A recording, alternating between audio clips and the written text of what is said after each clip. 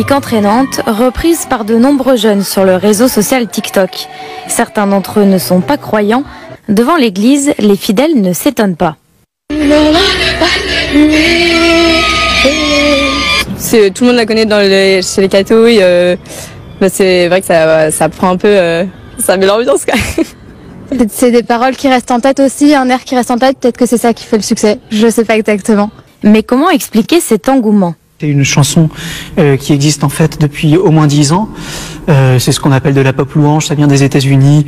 Donc c'est une manière un peu contemporaine de louer, mais au fond c'est pas très différent quant au fond de ce qu'on peut faire ici. Nous les moines, de manière un peu plus traditionnelle, c'est louer Dieu, c'est-à-dire dire toute la joie qu'on a à être en relation avec Dieu. À l'origine de cette chanson, Aurélien Sanico.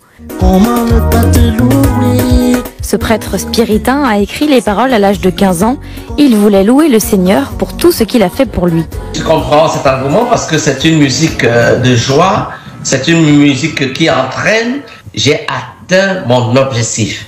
Car mon objectif, c'est que chacun, athée, chrétien, musulman, que chacun qu'on puisse se retrouver tous et avoir une même communication, avoir un même langage, le langage de l'amour. La religion prend de plus en plus de place sur TikTok. Le hashtag chrétien est mentionné 9 milliards de fois. Pour celui de l'islam, on en compte plus de 60 milliards.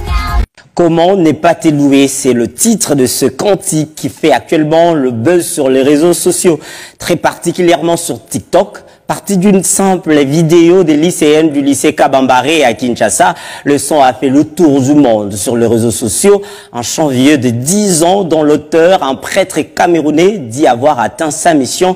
Il souhaitait transmettre l'amour et fédérer les gens du monde. Quand je regarde autour de moi, je vois ta gloire. Seigneur Jésus, je te bénis. Comment ne pas te louer? Le tube fait actuellement succès sur les réseaux sociaux. Un triomphe interplanétaire repris par des milliers d'internautes à travers le monde. On compte plus de 100 000 vidéos selon un sondage français. À l'origine de cette remontée en surface, cette vidéo de ces élèves du lycée Kabambare de Kinshasa. En quelques jours, publiée après, la vidéo a fait le tour du monde. De Kinshasa à Paris, des églises aux boîtes de nuit, le son est écouté et apprécié. Ça fait du buzz actuellement, partout, je peux dire partout à Kinshasa, avec la nouvelle interprétation par le lycéen de Kabambare. Je pense que tous les Kinois connaissent, donc c'est un peu ça. C'est vraiment une bonne chanson. Le morceau est pourtant loin d'être nouveau. La chanson date de plus de 10 ans. Elle est issue de la communauté catholique Emmanuel et reprise dans un style adapté sur un texte de ce prêtre spiritain camerounais Aurélien Sanico. Son objectif, dit-il, était celui de voir les gens de différentes religions le reprendre, comme il a dit au micro de nos confrères de BFM TV. C'est une musique de joie, c'est une musique qui entraîne. J'ai atteint mon objectif.